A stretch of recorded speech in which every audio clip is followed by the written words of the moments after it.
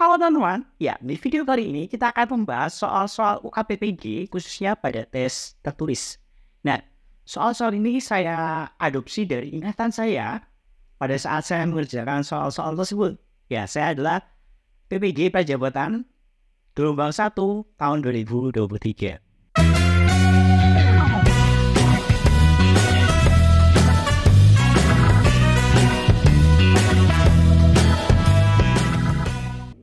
Nah, sekali lagi soal-soal ini adalah hasil ingatan-ingatan saya yang mungkin agak-agak sama seperti itu. Tapi ya semoga ini membantu kalian. Ya, oke, langsung saja kita bahas ke nomor 1.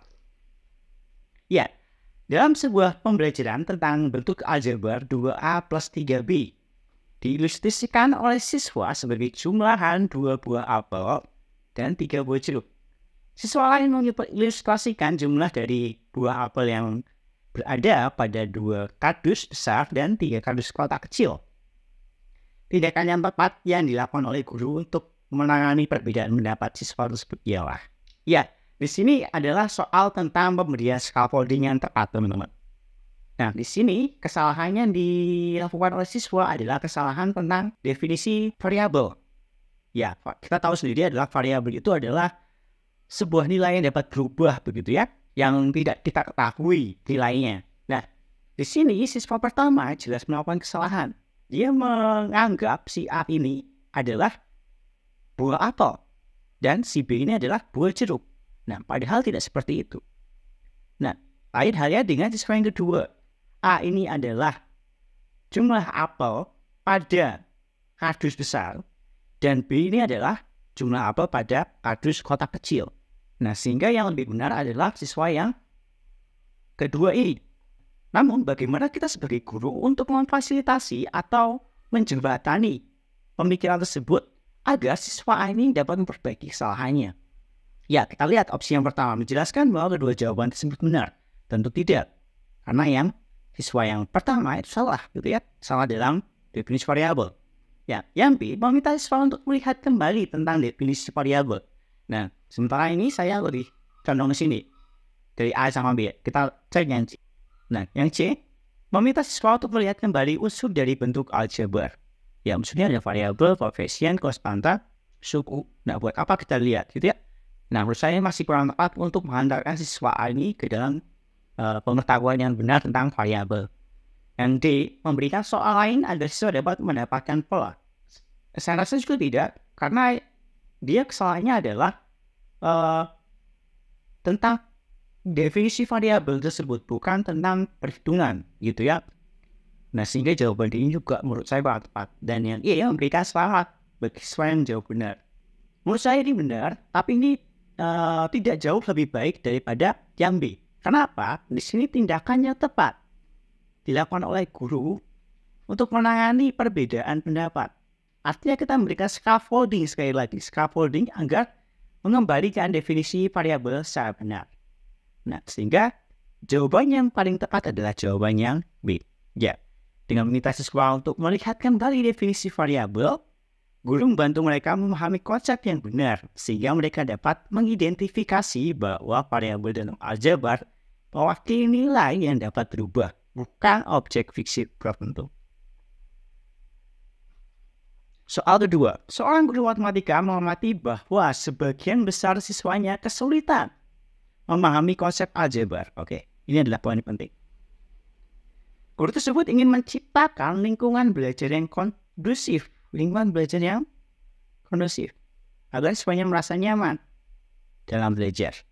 Oke, manakah strategi berikut yang paling efektif untuk mencapai tujuan tersebut? Ya, tujuannya ada dua, gitu ya. Mengatasi kesulitan dalam memahami konsep aljabar. Yang kedua, menciptakan lingkungan belajar yang kondusif. Oke, sebelum kita memilih mana yang tepat, kita perlu ingat kembali, gitu ya, bahwa kurikulum Merdeka ini menegaskan bahwa adanya pembelajaran yang berpusat pada peserta didik. Nah, jadi dalam memilih strategi-strategi pembelajaran, tentunya kita harus memperhatikan prinsip pembelajaran yang berpusat pada peserta didik. Oke, kita cek yang opsi A. Nah, memberikan banyak latihan soal agar siswa terbiasa dengan soal-soal aljabar. Nah, ini biasanya disebut dengan drilling ya. Drilling soal. Nah, drilling soal ini tidak dapat membantu siswa dalam memahami konsep. Maaf, tambah bingung mungkin dia. Nah, dari soal ini sebenarnya bisa digunakan, tetapi untuk memperkuat konsep, bukan untuk memahami. Sekali lagi, memperkuat dan memahami itu adalah hal yang berbeda. Nah, drilling ini bisa diberikan pada siswa asalkan siswa ini sudah benar-benar memahami konsep aljabar. Pada kenyataannya di sini siswa kesulitan memahami konsep. Nah, dengan drilling soal tentunya tidak memecahkan masalah. Sehingga jawabannya A ini kurang tepat. Yang B, menjelaskan konsep aljabar secara terperinci di depan kelas dan membuat kesepakatan kelas agar kelas lebih kondusif. Oke, untuk menciptakan lingkungan belajar mungkin opsi B ini sudah tepat, gitu ya, membuat kesepakatan kelas. Nah, namun menjelaskan konsep aljabar secara rinci di depan kelas ini adalah ciri khas dari teacher center.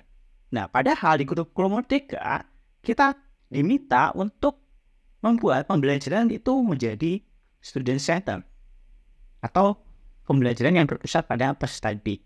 Sehingga yang B jelas kurang tepat. Yang C, menggunakan bahasa yang mudah dipahami agar siswa mudah dalam memahami konsep aljabar. Oke, ini lebih ke ceramah gitu ya, tapi di sini belum tentu ini full ceramah. Karena apa? Karena ceramah itu memang teacher center gitu ya, tapi ceramah itu bukan berarti tidak penting. Bahkan di student center itu guru perlu adanya ceramah. Namun, opsi yang C ini belum memfasilitasi untuk menciptakan lingkungan belajar yang kondusif. Nah, di opsi C ini hanya mengatasi bahwa untuk kesulitan memahami konsep aljabar, belum menciptakan lingkungan yang kondusif. Nah, yang diminta adalah dua-duanya. Sehingga yang C ini juga belum mencerminkan strategi yang efektif untuk mencapai kedua tujuan belajar tersebut. Nah, yang D, menggunakan berbagai media pembelajaran yang menarik, serta melibatkan siswa dalam diskusi kelompok untuk memfasilitasi pemahaman konsep. Oke, sudah ada pemahaman konsep jelas. Lihat, berarti kesulitan dalam memahami konsep ini dapat terfasilitasi dengan strategi opsi D ini. Nah, kita lihat apakah dengan menggunakan berbagai media dapat menciptakan lingkungan belajar yang kondusif. Ya, tentunya iya. Dengan menggunakan berbagai media pembelajaran yang menarik tentunya, siswa juga akan merasa tertarik untuk mengikuti pembelajaran. Selain itu, di sini ada diskusi kelompok. Ya, diskusi kelompok di sini fasilitasi peserta didik untuk berdiskusi, untuk berkolaborasi dalam memahami konsep aljabar. Nah, tentunya ini sudah sesuai dengan prinsip pembelajaran yang berpusat pada peserta didik. Dan sehingga saya di sini condong ke D. Namun kita perlu cek lagi yang E. Menciptakan model pembelajaran gamifikasi di mana siswa berkelompok dan berkompetisi untuk menjawab pertanyaan. Hal ini agar siswa termotivasi untuk giat belajar. Nah, ini sebenarnya hampir sama gitu ya, hampir sama. Dia juga gamifikasi ini juga dapat membantu siswa dalam memahami konsep. Nah, namun di sini implementasi dari gamifikasi hanya untuk berkompetisi. Dalam apa? Dalam menjawab pertanyaan. Sehingga gamifikasi yang diterapkan di sini, yang di opsi E ini belum maksimal. Ini sebenarnya sama saja dengan drilling soal, tapi dilakukan secara berkelompok gitu. Jadi ketika kelompok A yang bisa mendapatkan banyak jawaban, ya dia dapat reward yang banyak gitu. Sehingga yang E ini menurut saya sama saja dengan yang belum bisa fasilitasi secara keseluruhan memahami konsep aljabar. Sehingga jawabannya tepat adalah D. Menggunakan berbagai media pembelajaran yang menarik akan membuat materi aljabar lebih mudah dipahami dan lebih menarik bagi siswa. Selain itu, melibatkan siswa dalam diskusi kelompok dapat meningkatkan partisipasi aktif, membuat siswa saling belajar, dan membantu mereka memahami konsep dengan baik melalui kolaborasi. Strategi ini juga menciptakan suasana belajar yang interaktif dan kondusif. Oke, nah itu tadi pembahasan untuk nomor 2. Nah, soal nomor 2 ini tentunya menekankan pada strategi yang paling efektif untuk memecahkan sebuah masalah dan tentunya dengan memperhatikan prinsip-prinsip dari kurikulum merdeka. Salah satunya adalah pembelajaran yang berpusat pada peserta didik. Oke, lanjut soal yang ketiga. seorang guru sedang mengajar di kelas yang memiliki ketertarikan dalam belajar matematika. Wah, kelas ini agak lain gitu ya. Dia memiliki ketertarikan pada matematika. Biasanya emang mereka dia sangat ditakuti. Oke, lanjut. Suatu hari guru tersebut mengajar pada satu indikator ketercapaian pembelajaran adalah menemukan jaring-jaring kubus dan balok. Oke. Guru tersebut akan membuat evaluasi pada proses pembelajaran. Maka evaluasi proses pembelajaran yang kurang sesuai untuk mengukur indikator tersebut adalah, oke, di sini kata kuncinya adalah menemukan, atau kata kerjanya di sini adalah menemukan jaring-jaring. Nah, kita cek yang pertama. Memberikan soal menentukan. Nah, di sini ada menentukan. Tentukan luas permukaan kubus dengan menggunakan jaring-jaring yang ditemukan. Nah, sehingga untuk menentukan permukaan kubus ini, luas permukaan, dia harus menemukan dulu jaring-jaringnya. Tapi ini kata kuncinya adalah menemukan ya. Nah, tentunya di sini sangat sesuai gitu ya, sangat sesuai dengan indikator pencapaian, yaitu menemukan jaring-jaring kubus dan balok. Nah, sehingga untuk opsi A ini, evaluasi opsi A ini dapat mengukur ketercapaian indikator tersebut. Selanjutnya kita cek opsi B. Tanya jawab singkat tentang jaring-jaring dan bukan jaring-jaring kubus dan balok. Nah, sehingga di sini kata kunci adalah apa? Yang tepat adalah di sini adalah mengidentifikasi.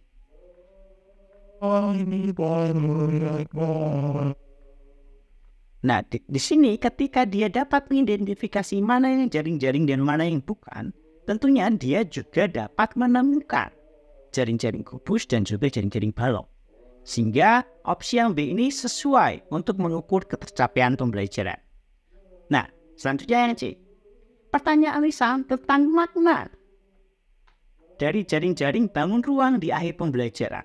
Nah, kalau kita berbicara makna, mungkin yang tepat di sini adalah apa? Interpretasi gitu ya, menginterpretasikan.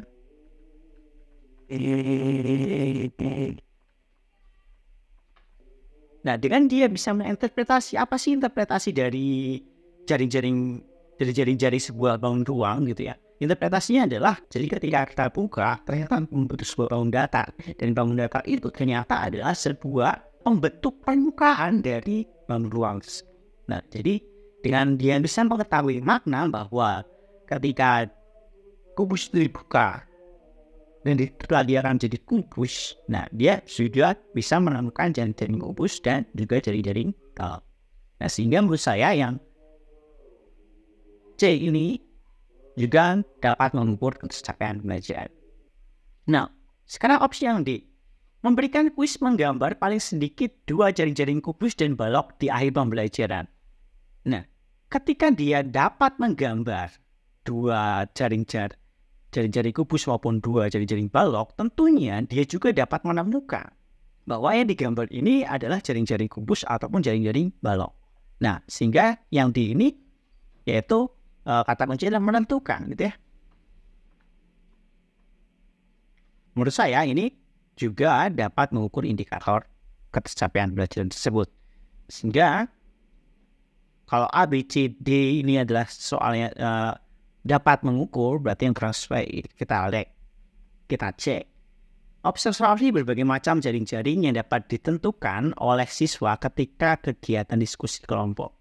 Nah, di sini mengapa kurang sesuai gitu ya? Karena di sini mengukur secara kelompok, tidak diukur secara individu.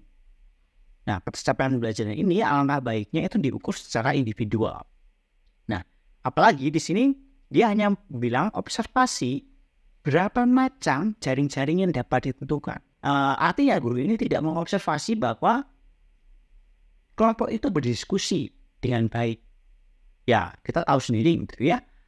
Mungkin saja ada siswa yang tidak ikut diskusi itu dalam menentukan jaring-jaring yang mereka buat. Nah, pembahasannya adalah seperti berikut.